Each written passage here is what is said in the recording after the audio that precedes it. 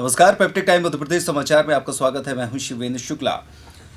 चाहे माननीय न्यायालय द्वारा घोषित किया गया हो या फिर सरकार द्वारा कोई सजा दी गई हो, अगर जुर्माना लगाया गया है तो भले ही वो 1 रुपए का जुर्माना हो, लेकिन चर्चा का विषय बनता है। जैसे हाल ही में प्रशांत भूषण केस में हुआ, जिसमें न्यायालय द्वारा उन पर 1 रुपए का जुर्माना लगाया गया।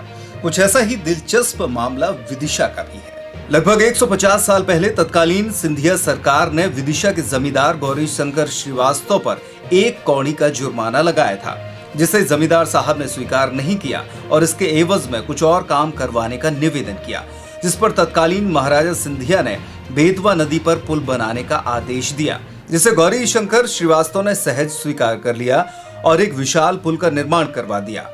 यह पुल आज भी विदिशा और भोपाल को जोड़े हुए है, जो कि रंगई पुल के नाम से जाना जाता है।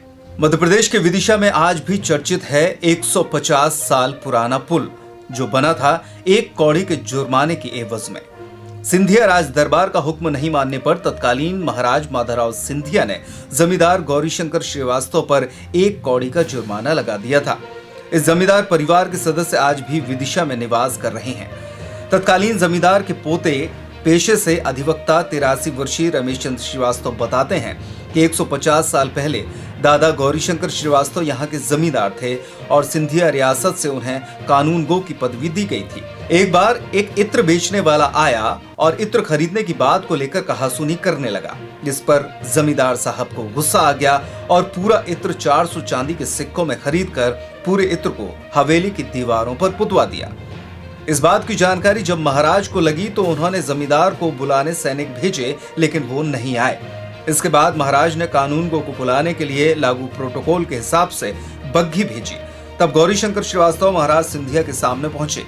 तत्कालीन महाराज ने इत्र वाली घटना को लेकर गौरीशंकर श्रीवास्तव को दोषी ठहराया, जिसे जमींदार ने अस्वीकार किया, लेकिन फिर भी महाराज ने जमींदार गौरीशंकर श्रीवास्तव पर 1 कौड़ी जुर्माने की सजा सुना दी, जिस पर जमींदार ने कहा कि जुर्माना नहीं भरेंगे, चाहे महाराज उनसे कुछ और काम करवा सकते हैं।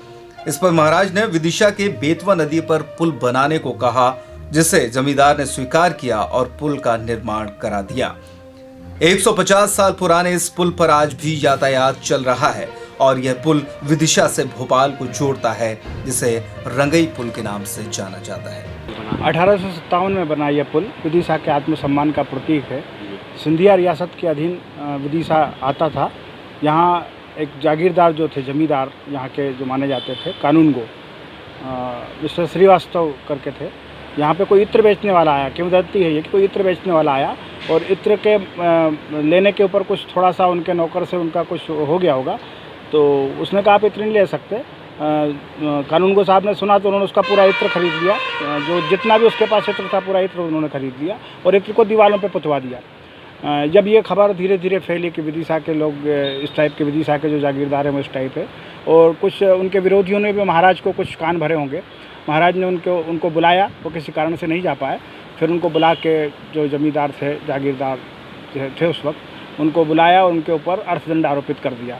अर्थदंड आरोपित करने पर उन्होंने कहा साहब या, और वो अर्थदंड था मात्र 1 कौड़ी का अर्थदंड था। उन्होंने कहा साहब 1 कौड़ी का अर्थदंड मेरी जो शान है उसके खिलाफ है, इसके बदले में अगर आप चाहें तो मैं कोई दूसरा काम कर सकता हूँ। मैं निवेदन कर रहा हूँ कि आप मुझे अर्थदंड ना दें। महाराज ने कहा ठीक है, अगर आप अर्थदंड नहीं देना चाह रहे हैं तो यहाँ पे पुल बना दो। उनको लगा कि, महाराज को लगा कि शायद पुल का बहुत बड़ा खर्च है तो 1 कौड़ी का अर्थदंड दे के ये निजात पा लेंगे, लेकिन उनका स्वाभिमान था, स्वाभिमानी व्यक्ति थे, उनका आत्मगौरव था। उन्होंने कहा ठीक है साहब, मैं 1 कौड़ी के अर्थदंड के बजाय पुल बनाना स्वीकार करता हूँ। और उन्होंने अपने जो गुरूर था उसको लोकहित में, जन सामान्य की सेवा में लगाने के लिए तय किया और एक बेहतरीन तरीके का पुल जो 167 साल बाद भी उसी मजबूती के साथ खड़ा हुआ है, उसको बनाकर नगर को सौगात दी। ये हमारे आत्मसम्मान का प्रश्न है और हम आज भी गौरवान्वित हैं कि अगर किसी को घमंड भी हो, किसी को गर्व भी हो, तो उसको किस रूप में लोकहित में परिवर्तित किया जा सकता है, ये विदिशा की ज़मीन ने सिखाया, विदिशा की वातावरण आबो हवा ने सिखाया है। ये मामला ये है कि मेरे आज थे श्री गौरीशंकर जी श्रीवास्तव, जिन्हें महाराजा माधवराव सिंधिया जी ने कानूनगो से सम्मानित किया था और यहाँ के जो हैं वो जागीरदार भी थे तो ये एक बार एक इत्रवाला आया और उससे झंझट हो गई कि कितने पैसे लोगे, बोले आप नहीं खरीद पाओगे। तो उन्होंने कहा कि बोल कितने पैसे लेगा तू। तो उन्होंने कहा कि मैं साहब 400 टन टका लूँगा। तो उन्होंने कहा ठीक है, पोद निकाल दे और ये सब जो है हवेली में पोद दे, जो कानूनों की हवेली के नाम से प्रसिद्ध है। इस बात की खबर माधोराव सिंधिया जो पहुंची, तो उन्होंने अपने कानून को साहब को, गौरीशंकर जी को बुलाया और उनसे कहा भाई आपने ये जुर्म किया है, ये हमारे पास रिपोर्ट आई है। तो उन्होंने कहा साहब मैंने कोई जुर्म नहीं किया है, और बुलाने पे वो गए नहीं। तो फिर सिंधिया जी ने वायला देखे कि कानून गो को किस तरह बुलाया जाता है। उन्होंने बग्गी भेजी और बग्गी भेज के 15 सैनिक को भेज के और फिर बुला के ले गए।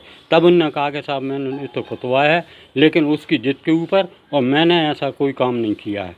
तो उन्होंने कहा कि ठीक है आप पे जुर्माना किया जाएगा। तो बोले ठीक है आप जुर्माना कर दीजिए। तो उन्होंने कहा 1 कौड़ी जुर्माना किया जाता है। तो बोले 1 कौड़ी जुर्माना नहीं देंगे, मैं तो बीसा और भोपाल का जो रूट है, रंगई के पुल, रंगई की जो नदी बैस नदी, बेतवा नदी जो है, वहाँ पुल निर्माण कर देता हूँ। बोले ठीक है। तो वो जो है उस निर्माण, गौरीशंकर जी जो हमारे आजे थे, उनने इस 1 कौड़ी जुर्माने पे बेतवा पुल पे, रंगई के पुल के पास निर्माण किया है। ये हवेली आज भी कानून गो के नाम से प्रसिद्ध है। पूरा नदवाना, पूरा विदिशा जानता है कि ये हवेली कानून गो के नाम से प्रसिद्ध है और आज भी है। इसी उपलक्ष्य में हमारा ये जो परिवार जो बना हुआ है, आज भी हमारे परिवार के 1969 में मैं पार्षद था।